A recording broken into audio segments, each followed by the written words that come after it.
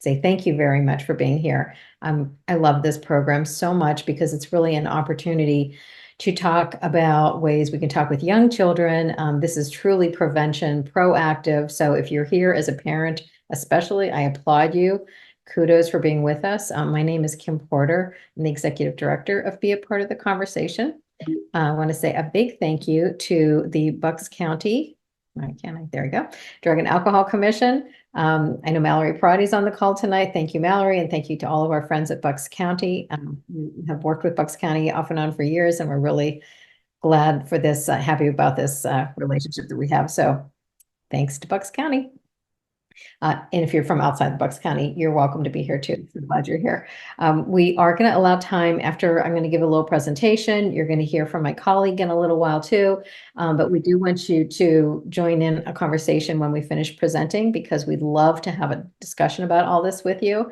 So we are recording this, but you do not have to worry that anything that's said during that Q&A part that is private or personal, your questions won't be recorded. They'll be recorded, but they won't be in the finished product. I will edit out anything personal, your name, your question, your face, none of that will be in the finished product that's going to be posted on the recording. So please don't let that be a detriment to or a deterrent to your asking any questions. When the program ends, there will be a Q&A that pops up, a survey that pops up. So please go into that survey and take a moment to tell us if this was helpful, what other topics you might like to hear about in the future. That really helps us to know if we're being helpful to you and how we might be more helpful in the future. We have a couple of programs coming up that I wanted to let you know about. You can find all of these on our calendar, which Bob Lamb is with us, our Director of Operations and Programs. You'll hear more from him in a little bit, but he's going to be putting some links in the chat for you, how to get to our calendar for one. So you'll find these programs on that calendar. This is a really terrific film. It's actually the third in a series of films made by a pediatrician who's also a parent and who is also now a filmmaker. Her name is Delaney Rustin, and she made this film Screenagers years ago. This is the third version of that film, which is all about substance use and technology and other process and behavioral addictions that kids might be vulnerable to. It's called Under the Influence. We have made it possible for you to stream that at no cost between February 20th and March 5th. So anytime in there, on your own time, you can watch the film at no charge. Again, that's February 20 through March 5th. And then on February 29th, we're going to have an online panel discussion. We'll be joined by Michael Blanche, who's a clinician who treats adolescents. We'll be joined by Dave Fialco, who is a prevention specialist, does a lot of work in Bucks County as well. And we'll also be joined by Sarah Brooks, who is a student services specialist in a K-12 school district. So an educator, basically, who works with kids. So that discussion will be on February 29th, also free to attend, as all of our programs are. But that will give you time beforehand to watch the film and a little time afterward as well, a few days after, to rewatch the film if you want or share it with other folks and all of that. So hope you'll join us for both of those opportunities. We have a program coming up on Zoom. This is with the school district, but it's on Zoom. So, hey, why not? Come on, come all. We're going to be talking about ways we can prepare our child to launch. So this would be for, that emerging adult is getting a little older. And so what are some ways that we can prepare them for adulthood, make sure that they have the life skills that they need, and maybe learn how to navigate the ways that we want to make things easier for them sometimes when we see them struggling, and how we can get out of the way of that so that they can learn how to grow and mature and launch. So that's February 21st on Zoom. And then on March 13th, we have a program called 21st Century Teens. So this is all about process addictions and substance use as well, but mostly we're going to be talking a lot about technology, gambling, sports betting, also shopping, exercise, food addictions, things like that. So these are all different behaviors and ways that young people might use these behaviors to cope with stress or anxiety or depression. But we'll talk about how we can guide them toward healthier choices rather than overusing some of these things that are in many ways a part of our lives, things like technology and so on. So hope you'll join us for that as well. And then we are going to be in person with Bucks County on April 2nd. We'll be talking about the kind of trends that are happening with substance use. So we'll look at how cannabis has changed. We'll look at the influx of fentanyl and xylazine. These are some substances that are being found in opioids and street drugs.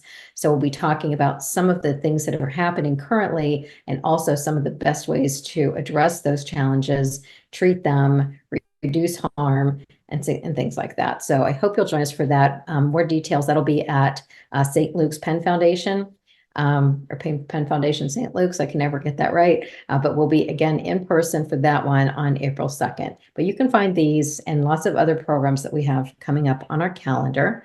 And again, Bob's going to share that link with you, or has probably already shared that link with you. We also have a YouTube channel that has more than 130 programs like the one tonight that are recorded and available for you to watch at any time on our channel. Please subscribe to our channel to get notifications when a new one is posted. And we have these parent support group meetings called Parent Partnership, and I don't know where I would be without them, as I'll explain in a little bit. I am the parent of somebody in recovery today from a substance use disorder, but on those early days, I sure needed all the help I could get. These are similar to Al-Anon and Nar-Anon, but they are taking place 21 times a week. We have 21 different meetings. About half of them meet in person and the other half meet on Zoom. And you can find them on this calendar. You can click on any one of these buttons and get the details about those meetings. And we have a family recovery course. So this is available to parents. This is not a prevention program. This is for parents who have identified that their child has an addiction to drugs or alcohol. Parents, guardians, or grandparents. And it's a 3-part course, totally free to attend, thanks to funding from Bucks County, Chester County, and a foundation. We're able to offer this at no charge. So it's capped at 12 participants. We have that web page will take you to our calendar that shows when the courses are available, when they're starting. You'll see all the dates for them. They're 3 consecutive weeks. Anyway, it's been terrific, and we've had some really great engagement with that. So want to make you aware of that resource. And our webpage has an awful lot of information, but here's the follow-up page, conversation.zone/K-5 parents. That's the follow-up for tonight's program. So there you will find a lot of information that I'll be referencing in the presentation I'm about to give. So I will dive in by telling you why it is that this is important to me. As I mentioned just a moment ago, I'm a parent. This is my son, and that is his now wife. It wasn't his wife in that picture was taken. They got married last summer. But my son, Daniel, is in recovery from a substance use disorder. He's 35 years old. He got sober when he was 21. But before he was 21, life got pretty scary for our family. And I have another picture of Daniel that, God love him for letting me show these pictures.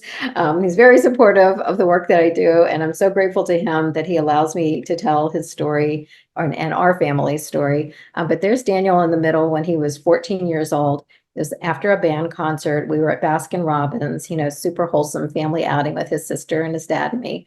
And he was 14 here. And the reason I think this photo is so relevant for our conversation tonight is that the first time Daniel got high smoking cannabis was a year before this photo was taken when he was 13.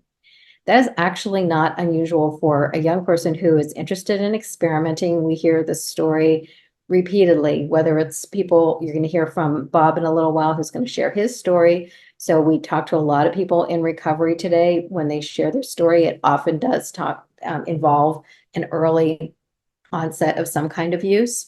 And so that was definitely Daniel's story. But boy, what I wish I knew then that I know now is exactly why it's so important that you are here as parents, because you getting educated about the risk factors, the ways we can protect our kids, all of that is so, so helpful, not only to you, but to your children. So you can see that it's so much more beneficial for your kids to have a parent who's well-informed and aware of resources and all of that. So I'm really, really glad that we have parents that are with us tonight. Why is it so important that we learn about this stuff when we're young, when our children are very young? Well, because of the way our brains develop. Our motor skills and everything start very early in development. So, that's you can see that in toddlerhood and so forth, and the fine motor skills come along next, and then the emotional piece of it obviously is there from the beginning. Motivation is really important. This is key to our development as young children and adolescents. So motivation is how we learn so well. We learn languages much more effectively and efficiently when we're children. We learn musical instruments and skills and sports and all kinds of things when we're children, because we have this incredible drive. We're like a sponge. We're like absorbing all this information. The flip side of that is that means the accelerator of our car as a brain, that accelerator is floored. And the brakes are not working so well, because the brakes are this judgment part of the brain, right? That's the prefrontal cortex that is not fully developed until we're 25 years old. And so we really like to think of this as like the parents are the frontal lobe, right? We are going to be there to make sure that they understand this is not safe for you, right? So it is that double-edged sword of like wanting to take chances, wanting to try new things, but am I really thinking through how this is going to impact me in the long run or even tomorrow? So, that is the nature of, unfortunately, all of us when we are young people. We take a lot of chances. And I love to think of this as our brain being kind of wet cement, so very malleable. Things that we do leave impressions, they make a mark, and so if we think about it, is if we can just allow that brain to really get healthy, stay healthy, and not introduce substances to it from at a young age, then we're going to have a much better chance of not having these imprints in our brains that are not healthy or not good for us. So while we can understand that as adults, I don't think it's wise for us to use language with our young people that says, your brain's not fully developed. Who wants to hear that? I'm sure none of us wanted to hear that as a child. But what we can say is, you are so lucky. Your brain is like the perfect thing. This is your chance to learn how to make good choices, how to have really great brain chemistry. I wish somebody taught me how to meditate when I was a kid. How great would that be to like incorporate that into a young life, so that is at their disposal throughout life, that they know that is a way that they can cope with stress. So we can model this by saying, I've had such a stressful day. I'm going to go take a walk, or I'm going to go play with the dog in the backyard. You want to come outside with me? Because there's so many good ways that we can handle stress and anxiety rather than turning to a substance. So I love this idea of creating those healthy connections while we're young. And our kids really do have such a great opportunity. And there's so much science that tells us that if we start using a substance before we're 18, we have a 1 in 4 chance of having a problem with substances.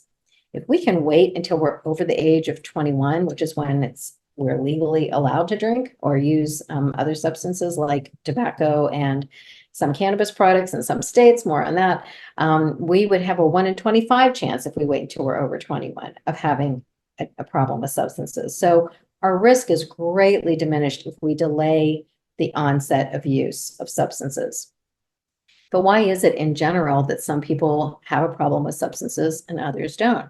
Because I've heard it said so many times, well, I drank when I was in college, but then I kind of wised up, or I got mature and I stopped drinking like that, or I stopped smoking, or stopped getting high and things like that. Well, that's great, but not everybody is able to walk away from it. So what are the contributing factors?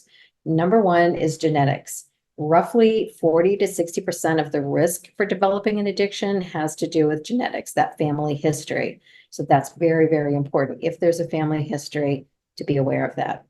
The other piece is psychosocial emotional. So is there a mental health challenge like ADHD, depression, anxiety, bipolar disorder, things like this?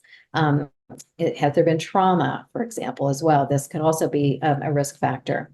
Another piece of it is environmental. So what is the access to substances, whether it's in the home, in the friend group, in the community? And then again, all of this is exacerbated by the age of the onset of use. So let's kind of take a look at some a little bit of statistics on when it is that young people start using substances. So this comes from Monitoring the Future. They have a load of information about all the surveys that they conduct, but I'm just kind of pulling out the two most used substances by young people are alcohol and cannabis. Alcohol being the most used, it is leveled out over time. It's not, and it's even decreased a bit. Certainly riskier alcohol use has been decreasing, like binge drinking, drinking and driving, and that sort of thing. But just looking at the introduction of alcohol use, in eighth graders, which is the youngest that Monitoring the Future surveys, they survey 8th, 10th, and 12th graders. 23% have initiated alcohol use by the time they're in 8th grade, and 61.6% of 12th graders have initiated alcohol use.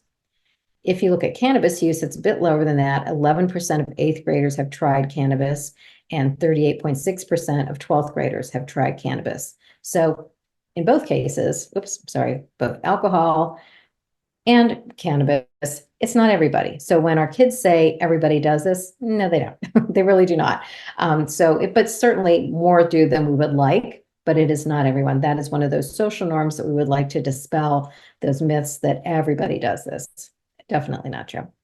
But if you look at alcohol use, and cannabis, by the way, I don't mean to glaze over the cannabis use, but we could talk about that all night long, and we often do.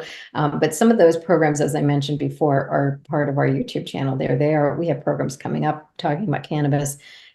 It's a whole nother deep dive, but I am going to focus on alcohol just a little bit because it is more commonly the first substance that's used, whether that just because access in the home, some parents either culturally or religiously or for whatever reason decide that it's maybe something that they want to offer their child, and we'll talk more about that in a moment. But just looking at the prevalence of alcohol use among young people, so the Monitoring the Future study looks at 8th, 10th, and 12th graders, but then they also have another survey that they put out to 19 to 30-year-olds. So here we're looking at that trajectory from 8th grade through a 30-year-old, looking at this means, have you ever had a drink in your lifetime? That's this dotted line at the top. The next line is this red line. That is, have you had a drink in the past year? This yellow dotted line is, have you had a drink of alcohol in the past 30 days? And this green line down at the bottom shows, have you been drinking alcohol daily? So you can imagine that there would be that difference there, but just to show you that this dark gray area is under 18-year-olds. This would be the high school students. And then right in here, you see the young adult leading up to the legal drinking age. So here's the dividing line, basically at the end of that gray section for the legal drinking age. So you can see that the use definitely escalates as they're maturing up to that legal time, and then it does kind of level out. So we want to really do whatever we can to circumvent this onset, because as I mentioned before with some of those stats, here's another way of looking at it. This was a different survey done just looking at alcohol use. And if you start using alcohol before you're 14 years of age, your risk of developing alcoholism or alcohol use disorder increases by 47%. And the more mature you are, the more time goes by. Here we are, if you're over the age of 20, this is supposed to say 20, not 29. My apologies, that's my mistake. If you're over the age of 20, then you have a 9% chance as compared to a 47% chance of developing alcohol use disorder and all of the complications that come with it. So really, really, really important that we delay that onset of use.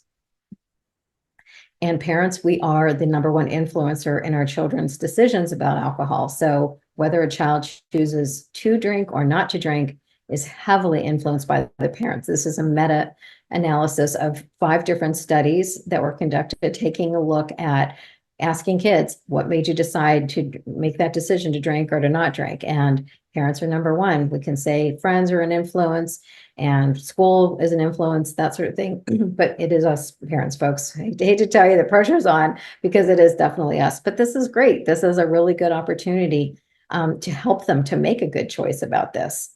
So thank goodness we are that influence, right? And permissiveness, I find this interesting. We have a lot of conversations with parents about, well, I would rather it not be the forbidden fruit. So I'd rather they have a drink with us than with their friends. Well, that's really not the message that they're getting. And we know from a lot of different research that that is actually contributing to their risk of having a problem. Because unfortunately, our kids are really not hearing all the caveats like, you only have it with us and you only da da da. They're just hearing, my parents are okay with me drinking, or they're hearing, my parents think it's important for me to learn how to drink.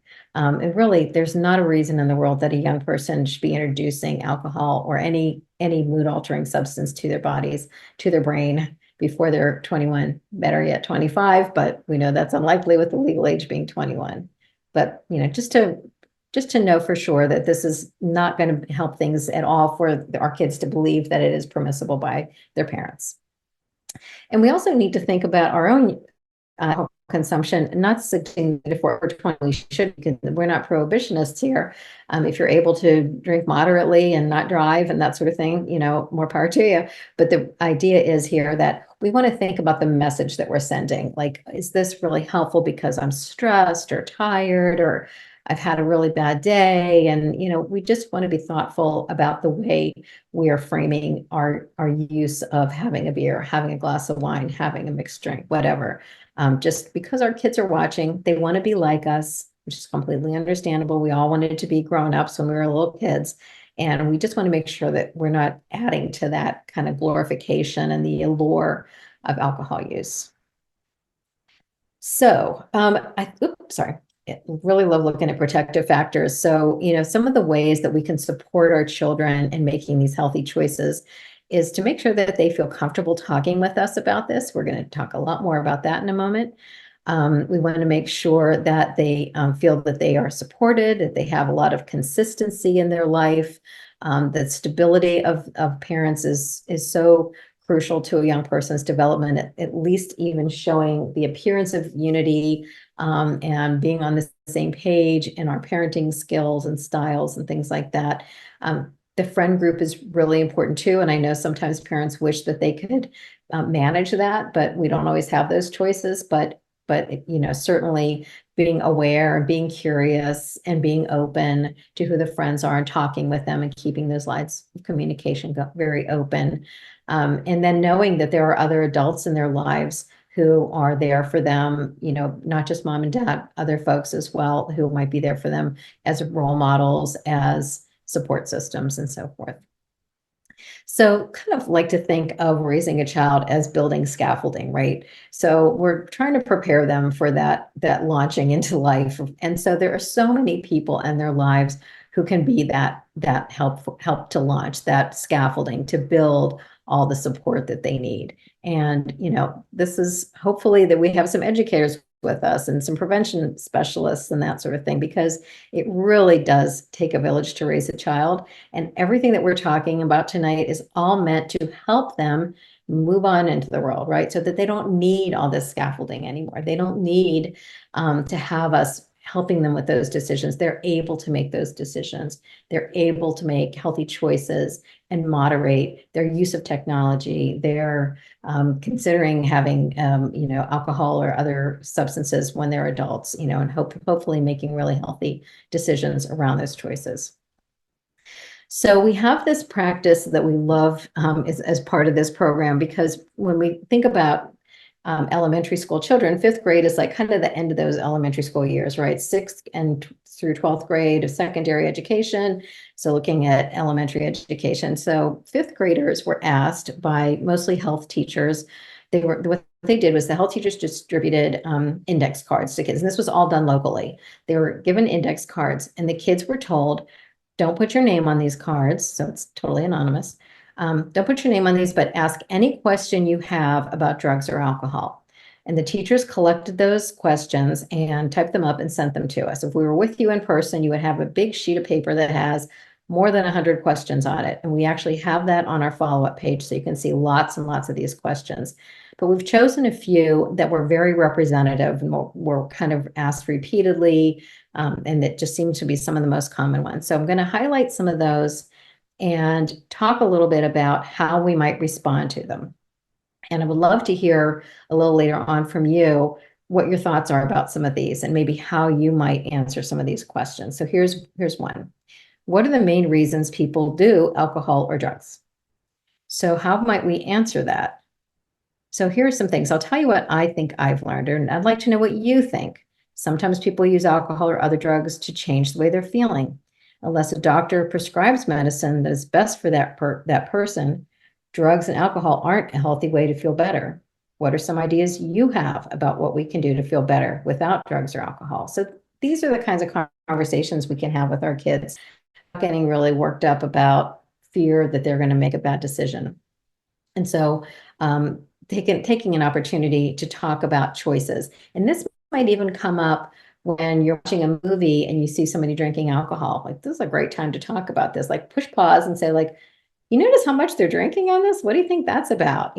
So there are often opportunities like that to talk with our kids. Here's another question. Why do you have to be at least 21 to drink alcohol? Well, we just discussed that, didn't we? But there are ways we can talk to our kids about that. There are a lot of things we aren't allowed to do until we're older, like driving and living on our own. That's because our brains are still growing and changing until we're adults. We want our brain to be healthy and able to make good decisions. So one of those kind of suggestions of how we can talk with kids about that. Are medications that doctors give considered drugs? Can you get addicted to doctor's medicine? I think this is such an interesting question because, and we heard this a couple of different ways, kids are a little confused about the word drugs. If you think about it, Advil is a drug, heroin is a drug. There's a huge distinction between these drugs, but we use the word drugs, pretty loosely. So another question that's kind of similar to that is some kids drink cough medicine to get high. Is that bad? Okay, so again, there needs to be some clarity around this. And here's one way we can look at it, that when we're using medicine, we can talk to them. This is an opportunity, even if they're taking vitamins or antibiotics, they're not going to get addicted to vitamins or antibiotics. However, it's an opportunity to say, teachable moment here, right? You only take as much amoxicillin as the doctor said she wants you to have for your ear infection, or you only take this vitamin once a day, even if it tastes really good, you only take it once a day. It's very important that you be careful with medications and vitamins, even if they're over the counter. So we can have those early conversations when it's not something that's even going to harm them, just so they're kind of on their guard that, okay, this I have to take seriously. So that when there's something that, like if now it's down the road a little bit and maybe they're in high school and they're being prescribed something for their ADHD, or they're being prescribed benzodiazepine or something like that. These are some substances that are prescribed but can be misused, can actually contribute to somebody's desire to continue using in an unhealthy way and become addicted to it. So we want to sort of lay the foundation for those kinds of talks really early on. And please, please, please, if you have medications in the home, especially with young people, even into high school years, it is so important. Their friends are coming over too. You don't want their friends getting access to stuff. So we've have a person in recovery who's talked about this. Like, I used to go to my best friend's house and raid the medicine cabinet because I'm in the bathroom, the door's locked, nobody's bothering me, and I'm just having a field day in the medicine cabinet. So please keep these things locked up. And if they're no longer needed, it's really important to dispose of them properly. So if they're expired or not needed, there are these drop boxes in almost every police precinct where you can dispose of them properly. They really shouldn't go in the trash so that they end up in a landfill, or into the toilet so that they're in the water system. Here's another question. Is there a cure for alcohol? I have a family member who drinks alcohol but cannot stop. And I have to tell you, a lot of these questions can be pretty heartbreaking. We've read questions that are about some violence the kids have seen. So it can be tough, but they notice things that make them feel uncomfortable. They are so much more aware than often I think we give them credit for. Let's invite opportunities to talk with our kids using non-judgmental language. I'm going to talk a little bit more about this in a moment, but again, when we hear about a celebrity that has a fall from grace, this is an opportunity to talk about it without using shaming language. We don't ever want to hear somebody called a train wreck or, a loser or whatever.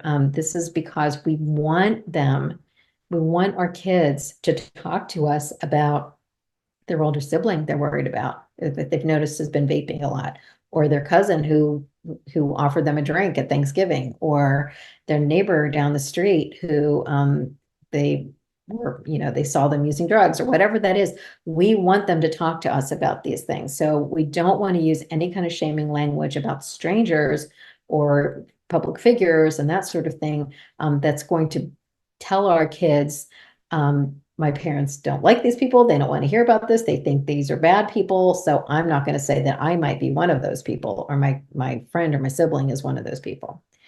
As far as taking care of this, asking if there's help for it, yes, absolutely. We can tell our kids that yes, there is treatment. There are ways to get help for this. We hope that anybody who's struggling with this will ask for help or will accept help when it's offered to them.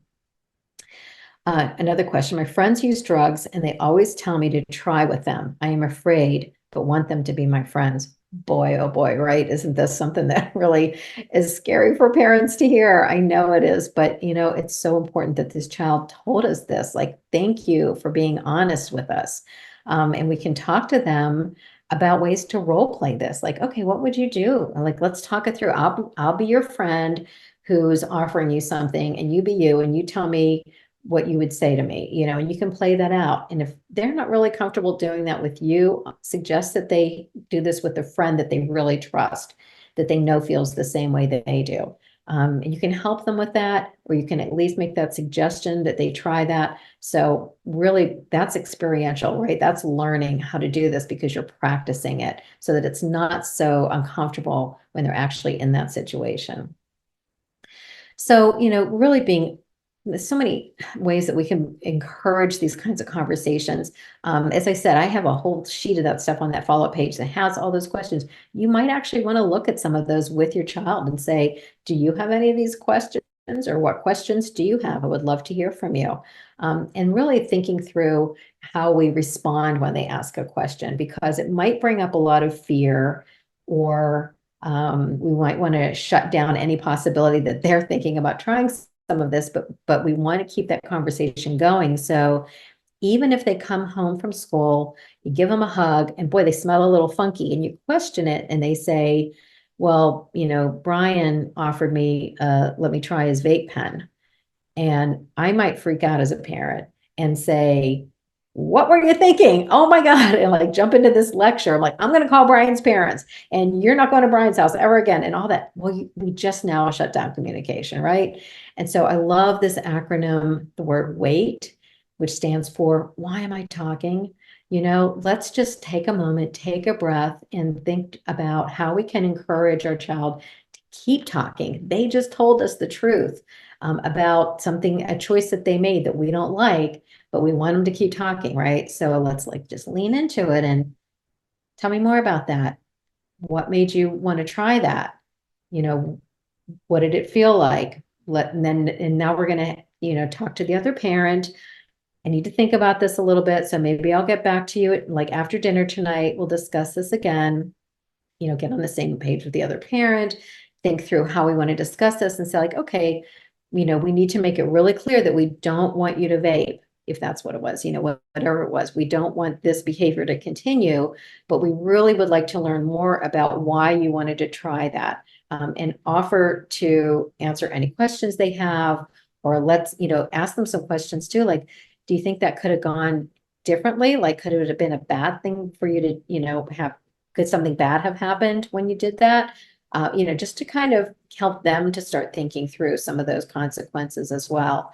So let's not panic when we hear this. I know that it's not easy to do, but it's really important that we, again, keep those lines of communication open. We also want to, when we mentioned earlier about genetics, if we have family members, here's a family gathering, right? So it's a mixture of adults and children. There may be some alcohol being passed around, that sort of thing. Let's say we get home at the end of this celebration, whatever this holiday gathering family thing, and perhaps a family member was acting pretty drunk. And we really know that kids, again, recognize a lot of things even more so than we give them credit for, right?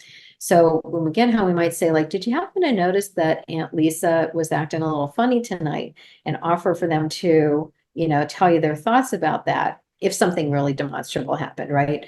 And to say like, okay, well, we really love Aunt Lisa and we really want her to be well, but we're just worried about, she has this reaction. You know how when you have friends who have a peanut allergy, they have a reaction if they eat peanuts?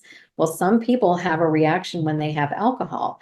They really like how it feels. They really want more. Same thing with people who try vaping. Some of them don't like it at all, and other people really like how it feels and they want more of it. And that can be a problem because it feels good, but it's not good for you. So let's talk about that, right? And just have that conversation with them. Also, I loved what I learned from an elementary school guidance counselor. She said to me that our kids need emotional vocabulary. When they don't have emotional vocabulary, and we know behavior now, right? Because they don't know how to express their feeling. And so we have this handout. Again, this is on that follow-up page. It's a little feelings check. This is something that you can print out, put on your fridge, and ask our child, yeah, we're going to talk about how you're feeling today. So it's kind of a range of feelings. And we've got a little blank space down here at the bottom so they can make up their own feeling that's not on this chart. Not every emotion in the world is listed here. But you can see it's a range of feelings. And the idea is to maybe just pick out a word randomly and say, what do you think it feels like to be frustrated or confident or jealous or grateful? These are all very different kinds of feelings. If we can even say, boy, I remember a time that I was really worried. And I think that worried is an interesting one. I remember somebody saying that when her daughter said to her, I'm worried about grandma, she said, oh, honey, don't worry. Grandma's going to be okay. It's going to be right. Well, she just said that she's worried. And we're saying, don't have that feeling, right? Because I'm uncomfortable because you're worried. So again, lean into that, tell me what it feels like to be worried. How can I help with that? Or what would you like to do to feel less worried? So we can encourage our kids to build this language, share some of our own experiences with some of these feelings, obviously age appropriately, but offer for them to kind of build that vocabulary.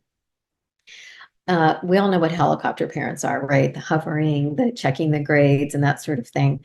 And I love this idea of the snowplow parents because I was one of them, I confess. I could not stand to see either of my children, and I have two kids, but not just my son, but I could not stand to see either of my kids in any kind of pain or struggling. And so I really wanted to take away their pain. So if they said, oh my God, I have a paper due tomorrow, I didn't even start it, I might have kind of helped them write the paper. And I wish I hadn't done that, mostly because they need to understand that they have responsibilities, they need to be accountable, they need to feel the consequences of not owning up to those responsibilities. And so when we get in the way and fix things and make things feel less painful for them, we're kind of robbing them of an opportunity for growth, because I don't think any of us has ever grown in our development, our emotional development, our psychosocial development without feeling a little bit of pain and a little bit of struggle. Hard to see with our kids. We have a really wonderful therapist named Mike Ote who works with us, and he says we need to get comfortable seeing our kids be uncomfortable. It's very hard to do, but it really is important. So just some tips for some of these protective factors that we mentioned earlier, but a little deeper dive on them. Family dinners, how to turn off all technology, be totally focused on our kids, really get curious about their day, their friends, there's those feelings, all of that, and really be focused on them, and definitely turn off the technology. So important. We know that mindfulness and meditation can be so powerful. And so again, teaching these skills when they're really young. Once again, handouts on all of this, by the way, on that follow-up page. And also getting outside. So much research about the importance of being outside. We sleep better. Depression is known to be reduced. We're more motivated to exercise, boosts our immune system, and it improves our emotional well-being overall. And I love this quote from Richard Louv, who wrote the book Last Child in the Woods. So really take those opportunities. And I also want to point out, not everybody realizes this, but this state of Pennsylvania requires that every public schools district have a student assistance program. These are great resources if you're just looking for ways to support your young person. They're usually in pre-K all the way through 12th grade. And they have different kinds of referral systems, but you can check with your school. But once again, every school district, public school district in the state has these. And I think it's just a missed opportunity for a lot of folks that don't realize that they exist. So I just wanted to throw that in.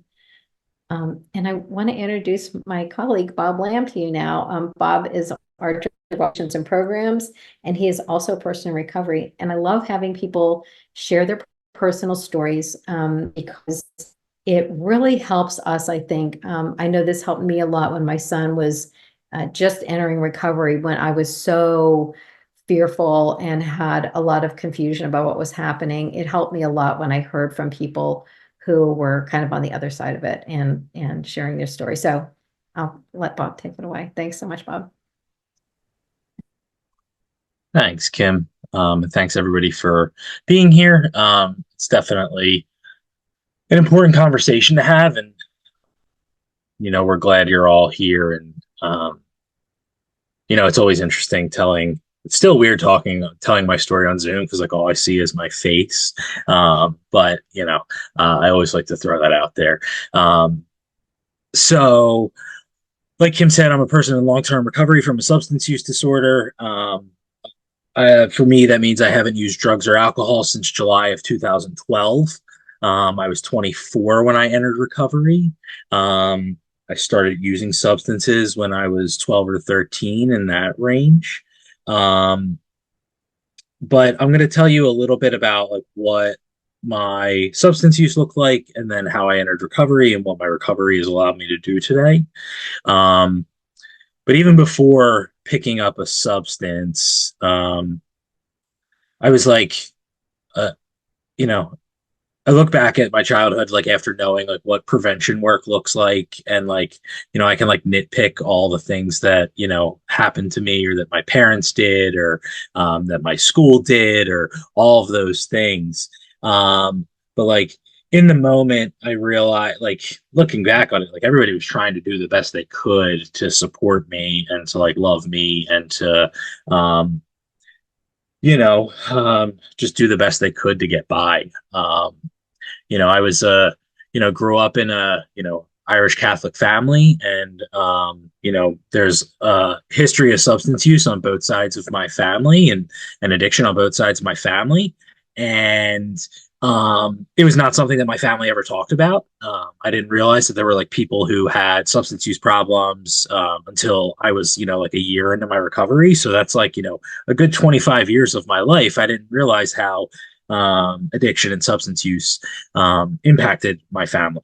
That definitely ties into that genetic factor, that I think if there was more vocabulary and more talking about how what was going on, and I don't know, my family just like, we didn't share dirty laundry and dirty secrets, or there was a lot of that labeling, and that like good kid versus bad kid. And I wanted to be a good kid.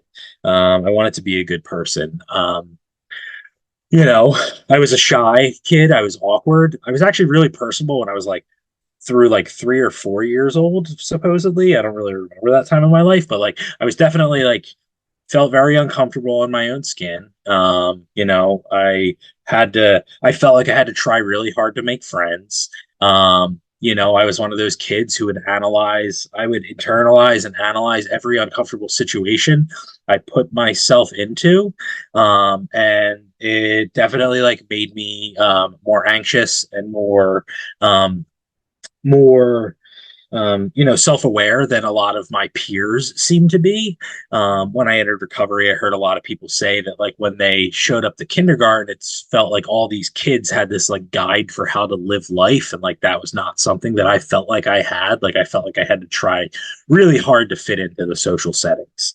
So it was always like seeking for this different identity, seeking to be like, how can I define myself on like my external situations? Because like that's where I got a lot of praise from my family. That's how my family knew how to justify and reward and stuff like that, or at least that's what I heard.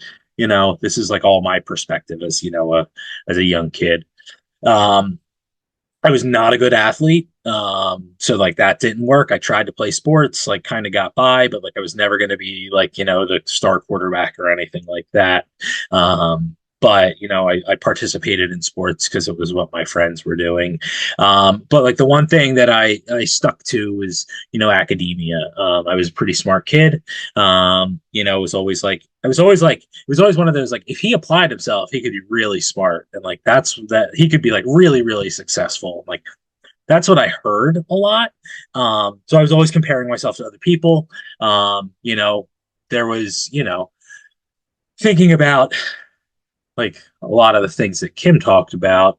Um, it was like definitely that like differentiating between like good and bad in a lot of settings. And like I, heard that like you don't hang out with them because they're the bad kids. It was never really like figuring out like why people are behaving the way that they're behaving. There was not a lot of talk of like emotional vocabulary, how to process my emotions, um, how to um how to process emotions, how to like express my emotions in a healthy manner, how to recognize, more challenging emotions and like get through that. It was like I needed to be a good person. And if I didn't, I would lie about it. If I wasn't getting like the best grades, I would lie about why I wasn't doing it. There's a lot of lying throughout my substance, which like really, exacerbated when I started using substances. Is a lot of lying, especially as there started to be some consequences in there. Um, so I'm talking about this, and like this is all like before I even pick up my first, drink. My first time I drank was with my cousins.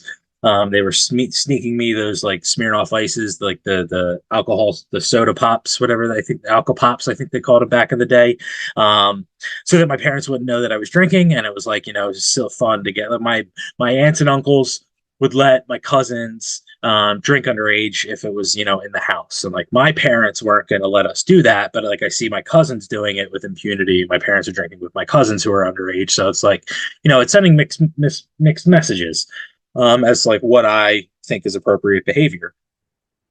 So my thoughts were as like, as long as I'm doing okay in school, like I can kind of do whatever I want. But like for me, I drank when I could. It was easier to get caught when I drank. Like the first time I got really drunk, I was like, it was blackout, got sick, didn't know anything about limits. That was like I was 13 when that happened. Um, so, felt terrible, but it wasn't like, it was kind of one of those things I would do it when I had the opportunity presented to me. But like my parents were relatively strict compared to like other friends and family and stuff. And, um, so it was every always definitely like keep everything under wraps. Like I remember like when I was in like eighth grade, like the quote unquote bad kids got caught drinking at one of the dances, and like my parents had to talk to me. It was like you don't hang out with them, you don't do like stuff with them. And that's what I heard. It was like, as long as I don't get caught, I can keep doing what I'm doing. um but for me, my substance use like started to progress as I got into high school. Started using cannabis more frequently because it was easier to get and easier to get away with. um you know um and like I was a National Honor Society student. Like nobody suspected anything of me. I could kind of just like get by. But my sophomore year of high school, I had rotator cuff surgery. I got prescribed some opioids, and I got in some trouble as a direct result of having those opioids. Um, you know, on campus at high school and like selling to friends and stuff. And it was like the only time I did that. Um, and I got caught and I got a lot of trouble. And it was kind of one of those things where it was like, my parents, I was grounded. Um, there was never any like looking at like why I was doing what I was doing, why I was selling them, why I sold them to friends. It was like a peer pressure, not even a peer pressure. It was like I was just wanted to fit in. People I thought were like, like the cool people were like asking me for them, so I sold it to them and got in trouble for that. But like my parents like came to my rescue, bailed me out. I didn't get in any legal trouble as a result of that. Um, and it was kind of still that, like, as long as you get your act together and like still do well in school, like everything will work out okay. Um, they kind of really helped me out, and I don't know, we're just doing the best they could in the situation, but there's never anything like looking at like, there was never like, let's count the full supply and see like, was there more being sold and used than was in the bottle and stuff like that. Um, I just kind of like tried to fly under the radar for the rest of my high school career. It definitely like put a pause or like a little dent in like what would develop into my substance use disorder later in life. Um, but like I was still at, if anybody, offered drugs in high school, I was still taking them. First time I tried Adderall, I was a junior in high school and like really liked that because it like helped me, like I quote unquote could like, study better, I could stay up later, I could do well in school. And I had a pretty unremarkable rest of my high school career. It was nothing like really substantial. Like, you know, drank when I could, used drugs more than I drank, and tried to do everything I could to like just still keep that label of that like good person. And still trying to find myself and like find my identity and like, seeking it through external validation, instead of looking like internally to like, what would actually make me happy. Why do I have, this so much anxiety, so much, discomfort? What's going on there? Um, so I got into a good school in the city. It was my first time living alone, obviously. It was like far enough that my parents weren't going to like surprise me on a, Thursday night, like when I'm, half in the bag at 5 o'clock in the afternoon.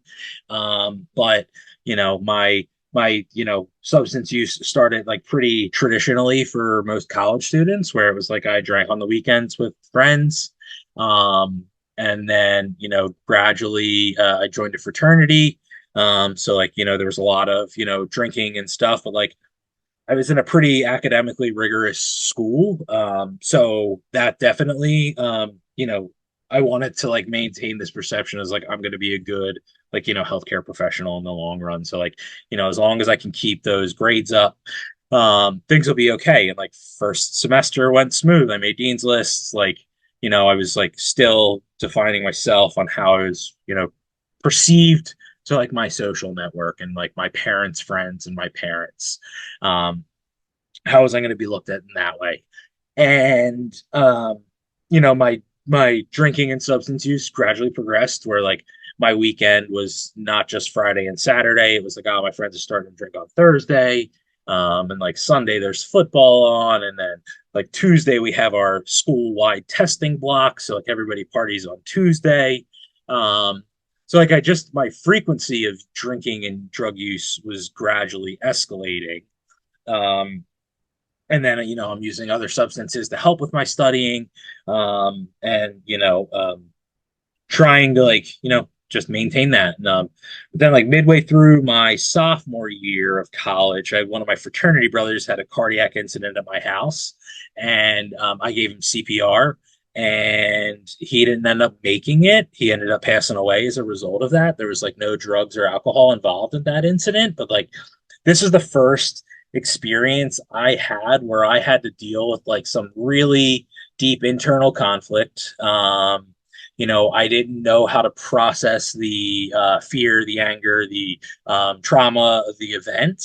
I knew, like, I remember being in the emergency room like that night that happened, and I knew that like I wanted to go drink. I wanted to drink until I blacked out, and I didn't want to feel what I was feeling in that moment. Um, and that's like where my substance use like really ramped up. Like I was pretty close to being like meeting the diagnostic criteria for like a substance use disorder before that, but this is when it like really took off, when I'm 19 years old, and I didn't draw many sober breaths for the next 5 years. So like my next semester it was not good. I was close to failing out of the program I was in. um So I took my first medical leave of absence. It was the first time I'd ever been introduced to any type of therapy.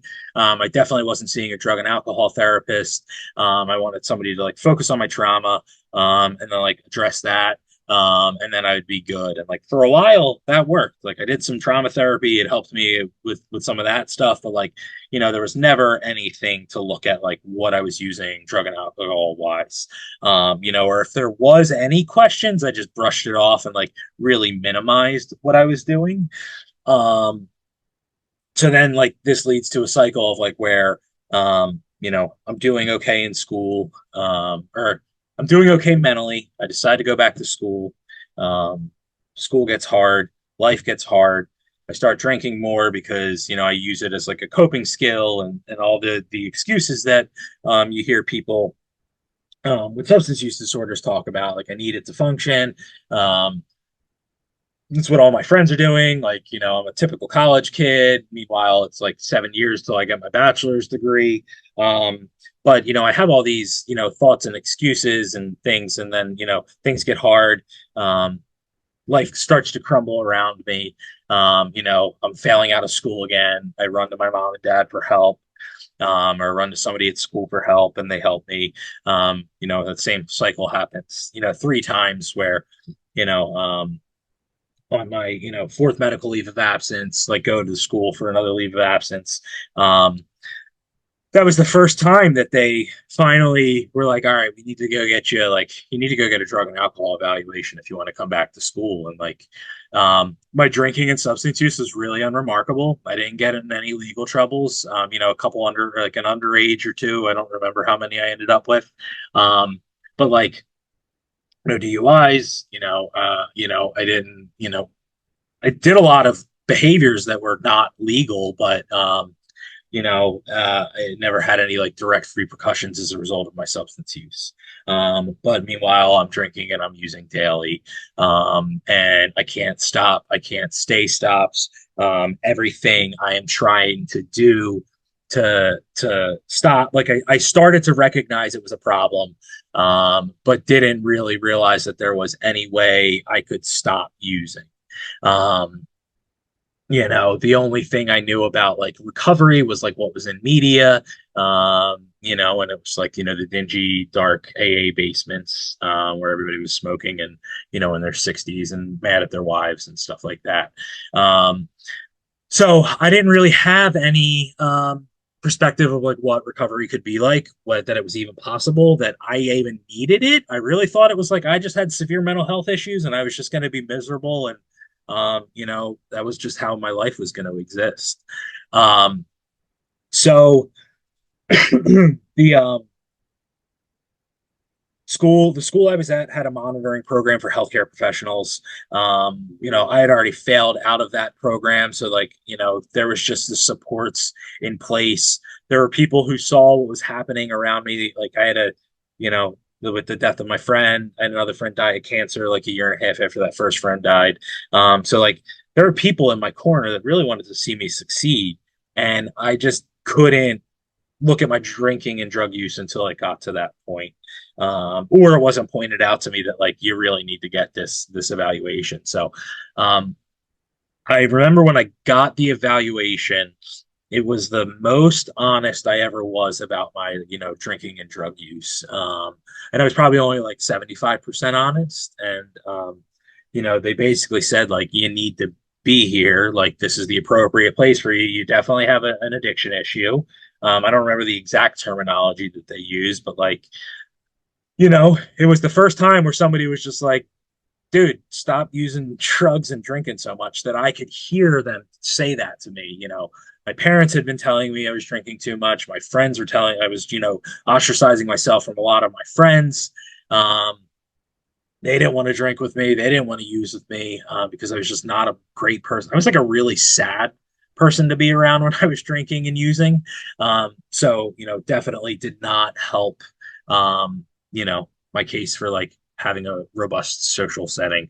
Um, but, yeah, getting this evaluation was like the, the thing that, was the first time I was ever just directly called out for like what what was going on in my life. And my intention was not to, be here 12 years later doing this. I was like, all right, I got to do this last year of school sober. I had done a couple like stints at sobriety before where, I would try to be sober for school and like get by a little bit, do better, obviously, because, I got a clear head and all that. So I had like three classes left to take. So I was going to take them over 2 semesters. And, um, I did not intend on staying and entering recovery as a result of that. It was just, a means to an end so I could, get out of school, get a job, get out of my parents' house, and then I could go back to using and doing stuff the way I wanted to. Um, but I was really fortunate that like along the way, like I had really great treatment providers that were focused on drug and alcohol issues. I was going to therapy like 5 or 6 times a week at that point in time. I was doing mental health groups, I was doing trauma groups, I was doing drug and alcohol stuff. Um, and one of the best things that happened was like, even though I wasn't using and even though I was going to all this therapy, I was still pretty miserable. I didn't have that social network. I was, really uncomfortable because it was like the first time in, 12 years that I was like living life sober in some capacity. Um, so I didn't really know how to interact with other people. I didn't really know how to process the emotions that I was feeling as a sober person. A lot of that guilt, shame was coming back up that I was, trying to work on in therapy. But, there was a night I was really lucky that like when I was doing the drug and alcohol treatment, there was like a guy who I used to party with, who disappeared, and it turns out he also went to rehab. Um, and he was a little bit further along in the process as me. And like there was one night, I remember I wanted to drink. Instead of drinking, I called him. I wasn't really doing anything, and he told me to go to my first 12-step meeting. There was one around the corner from where I was, and I don't know what. I went to this meeting. I don't know what I heard there, what anybody said there, but it was enough to like get me back to another support group meeting. And like through that, is when my life like really started to change. I got really involved in 12-step fellowship that I was still involved in, 12 years later. Um, and while my involvement like fluctuated through the years, it's still something that I go back to as a basis for like me when I'm connected to a community of recovery. It lets me and forces me to think about things in a lot of different ways. I want to be a better person. I'm around people who are trying to better their lives on a continual basis. And that makes me think about, the actions I'm taking. It allows me to think about, not wanting to go back to being that person who was using constantly, who couldn't stop using, like all of those negative thoughts I thought about, like when I can't believe I did all of these things to my family. Like I don't have to think about like being that, like while it was part of my past and part of my history, like I don't have to be that person anymore. And like my recovery community gave me a way of living that allowed me to be the best version of myself that I could be. um so I'm really grateful to like still be connected to that and still recognize, the importance of staying involved with a community. I really got involved with, a lot of I started doing a lot of stuff with like the young people groups across the state, the area. Um, and that like really defined the first, 3+ years of my sobriety. I was able to graduate from college, got A's in all my classes my last year of school, which was like a mind-blowing concept to me. Even though I still graduated with a 2.2 GPA, so that like really shows you how rough my last couple semesters were when I was using. Um, but graduated, like got my first job in recovery, my first like real job with benefits and all that. And I met a lot of really good people along the way. Looking at my wedding party, we had a big wedding party. My wife and I met in recovery, but 5 of the guys in my wedding party were guys that I had never met, like I hadn't known before that, and like they'd made such an impact on my life in such a short amount of time that um, they were involved in that. And my wife the same way. Half of her wedding party was people that she met in recovery. Maybe not half because she's got four sisters too, so or three sisters. So they outnumbered us. But um, you know, these people have like really made an impact on my life, and from there, I've decided to go back to school. I've done a lot of work in the recovery community through the years, whether it's through advocacy efforts, through, when I went back to school, I decided to pursue this career as a result of some advocacy efforts that I was doing around addiction and substance use disorders in the Philadelphia region. And um, I know for me, hearing about recovery and addiction, it was still like a really stigmatized topic. And like, I had a couple friends who had to go through drug monitoring programs through their careers. And there was like never any like positive light on recovery on the campus I was at, even though, I knew a lot of people who were having issues. So when I was at Temple, I started a student organization for students in recovery, so that there could be some institutionalized support on campus there. So really did a lot of work in the collegiate recovery world. Um, and, finding those, no, for me, it's really been about like finding that community that holds me accountable and like is continually striving to improve their lives. And when I see that, it like makes me want to, help other people and help the communities in which they serve. Um, After I finished school, I was working for another nonprofit organization that did direct recovery support services for people through wellness activities like group fitness, yoga, CrossFit, things like that. So like for me, the biggest piece has been like finding that community, and then like finding that, I don't know, emotional, I don't know. I've had to like grow up a lot in recovery, and I've had to like find those, identify those things that made me so uncomfortable for the first 24 years of my life, and like figure out like why did I feel that way, and like how can I effectively communicate that to my support network when things aren't going that way, and like how can I make myself emotionally vulnerable enough for like another person to like want to marry me, and like there's like a lot of joy and a lot of like gratitude I have in my life, um as a direct result of finding and maintaining continuous sobriety for the past almost 12 years. My life is you hear a lot in the recovery rooms is like you'll find a life beyond your wildest dreams, and like it is everything they cracked it up to be. I definitely have that life that is worth living today, and it's always good to be reminded of that when I share my recovery story, because like for a long time it was not. I didn't expect to be alive at 36 years old. I did not expect to you know be a valuable member of society, a contributing member of society. But now, I'm a person in recovery. I can be a son again. I can be a brother again. I can be a husband. I can be a father. It can be a friend, and it's all a direct result, of maintaining recovery and staying connected to the community that allowed me to get here. So think that's everything I have. So I appreciate you listening to me tell my story, and we'll kick it back over to Kim. Thank you, Bob. And how lucky I feel that you are that person because you get to work. I get to work with you, and that wouldn't have happened otherwise. So I'm really grateful that you shared your story. Thank you for that.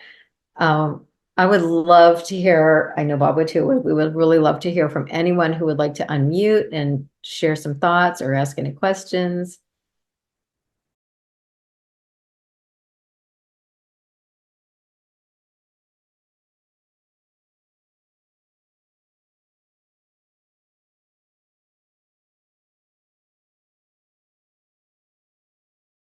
I mean, we don't work directly with students. I know we have a couple of folks in here who do a lot of prevention work. I don't know if they wouldn't jump in and share anything about that. Certainly, we are often extolling the importance of harm reduction. We think of it more as with regard to people who are in the throes of substance use and ways to keep them alive, obviously, and that sort of thing. But as far as young people, I really don't know what kinds of programs are taking that using that philosophy. Bob, go ahead. Yeah, I was gonna say, I think like so, I know that college level definitely does it in regards to alcohol use. There's definitely a lot more programs that focus on, how to safely consume alcohol. There's definitely a bigger push for that on college campuses. I don't know about anything in the, adolescent, young adult age at this stage. I think harm reduction philosophies are embedded in a lot of, just work in general, and they may not be um, explicitly stated as harm reduction. But, I mean, we teach kids, use seat belts because they're safe. There's other things I think we talk about that may not be explicitly harm reduction that would, be considered harm reduction in the long run. It's a really great question, though. I appreciate that.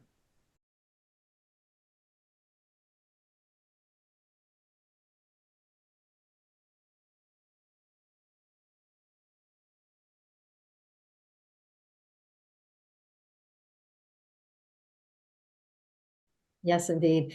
Thanks. I appreciate you saying that. That's really one of the big reasons we do that, have that process of asking for fifth graders questions, because we want to show parents these are these are actual questions from your fifth graders. These are not some fifth graders in some other country. These are local, Eastern PA kids. I'm sure there's some more Western PA kids, who are asking these really interesting questions. And they are, just by the nature of the question, you can see that they're thinking about it, and maybe they might have more knowledge that you understand, but they also have a lot of misinformation as well.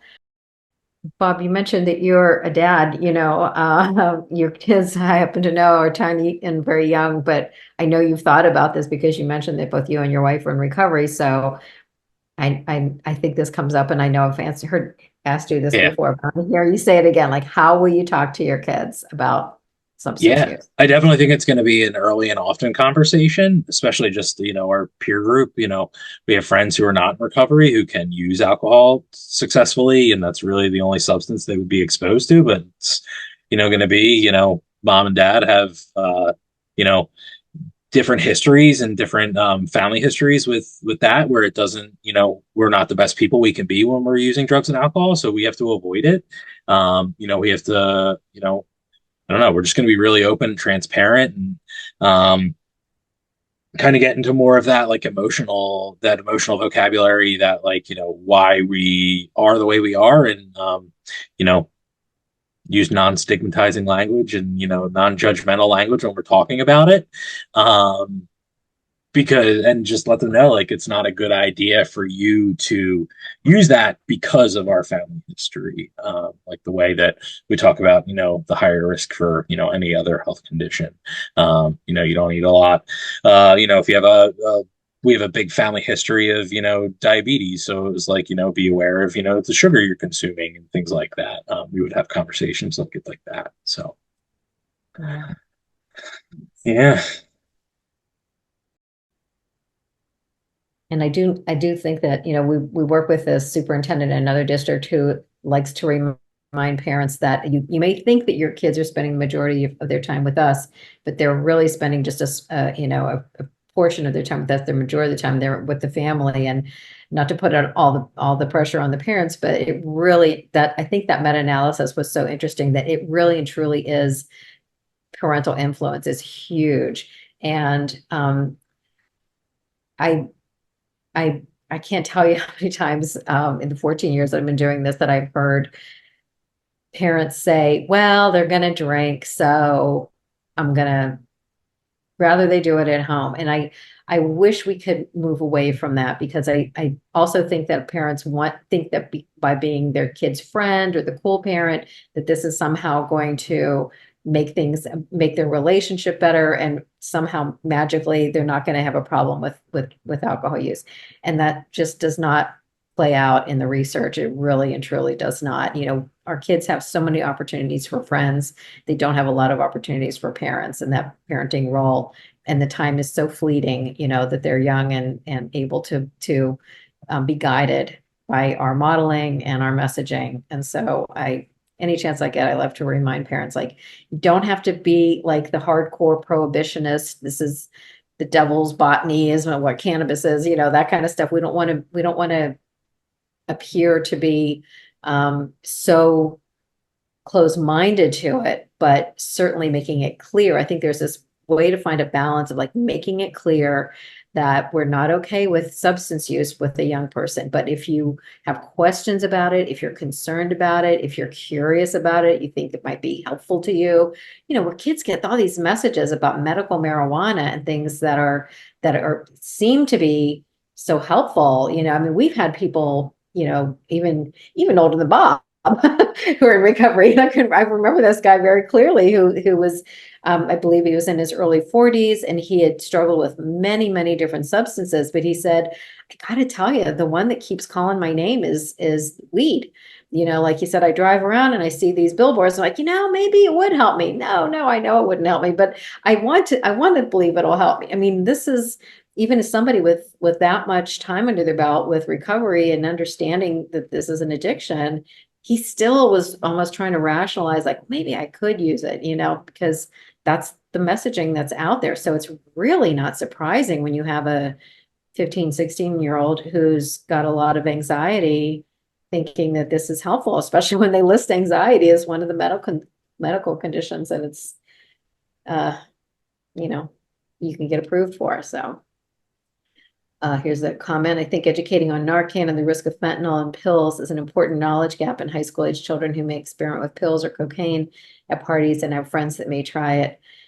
Yeah, I think there was a lot of fear around this, around Halloween and things and somebody pointed out to us like that they're probably not giving out fentanyl to kids, like little kids, but certainly, yeah, pressed pills, very dangerous. Like that's why we have fentanyl test strips, and actually now xylazine test strips, which is Trank is the street name for xylazine, which is a horrible tranquilizer. Anyway, yes, absolutely. Cocaine is absolutely showing fentanyl and xylazine are showing up in cocaine. So absolutely agree that it is important to educate about that as well. Thank you, everybody. Thanks, Mallory, for having us. Thanks, everyone.